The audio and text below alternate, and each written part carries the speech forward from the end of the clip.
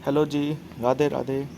चलिए, तो हम शुरुआत कर रहे हैं चैप्टर नंबर 7 कॉस्टिंग का, part 2 performance measurement and evaluation. Topic है बिल्डिंग ब्लॉक मॉडल। देखो, मैं इस टॉपिक को समझाने नहीं आया हूँ, हम सिर्फ यहाँ ऐसे न्यूमेरिक्स कर रहे हैं जो इजी बनाए हमारी अंडरस्टैंडिंग को और थोड़ा सा इजीली लर्न हो जाए चीज़ें। चलिए, तो बिल्डिंग ब्लॉक मॉडल में सबसे पहले 3 पॉइंट्स हैं, उनको हम बोलते हैं DRS। D for dimensions, R for rewards and S for standards। देखिए, आपको यहाँ दिख रहे होंगे, D for dimensions, R for rewards and S for standards। तो DRS। फिर इनके ही सब पॉइंट्स हैं कुछ। तो डायमेंशंस क्या हैं? डायमेंशंस वो क्रिटिकल सक्सेस फैक्टर्स हैं, CSFS हैं। और बाद में जो हम स्टैंडर्ड्स पढ़ेंगे वो KPIs हैं, ठीक है ना। तो डायमेंशंस में 2 पॉइंट फिर आते हैं, डिटर्मिनेंट्स और रिजल्ट्स। तो डिटर्मिनेंट्स का जो न्यूमोनिक है याद करने का वो है, अगर IF QR, I for innovation, F for flexibility, Q for quality and R for resource utilisation. तो इफ़ QR लगा दें तो उसके क्या रिजल्ट्स आएंगे? रिजल्ट्स 2 तरह के हो सकते हैं, मॉनेटरी भी हो सकते हैं और ओवरऑल बिजनेस लेवल पे उनका इंडिकेशन क्या आ रहा है उसको भी देखना है ना। तो फाइनेंशियल रिजल्ट्स हो सकते हैं मॉनेटरी, और कॉम्पिटिटिव परफॉर्मेंस, मतलब how they stand in comparison to competitors. तो 2 तरह के रिजल्ट्स होते हैं, FC, ठीक है।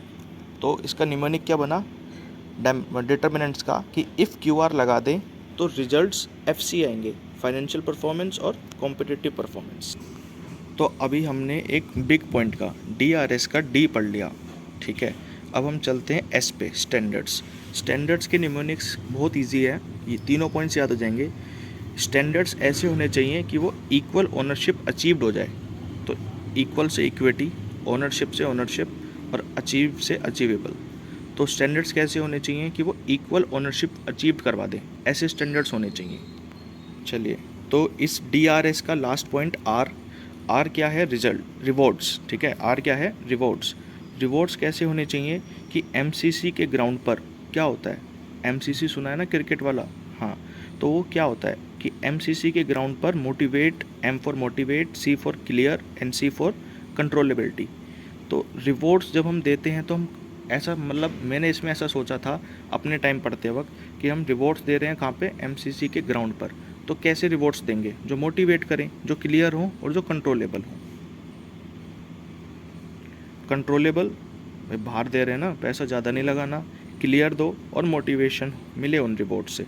तो 3 पॉइंट्स हो गए। तो क्या क्या था बिल्डिंग ब्लॉक मॉडल में?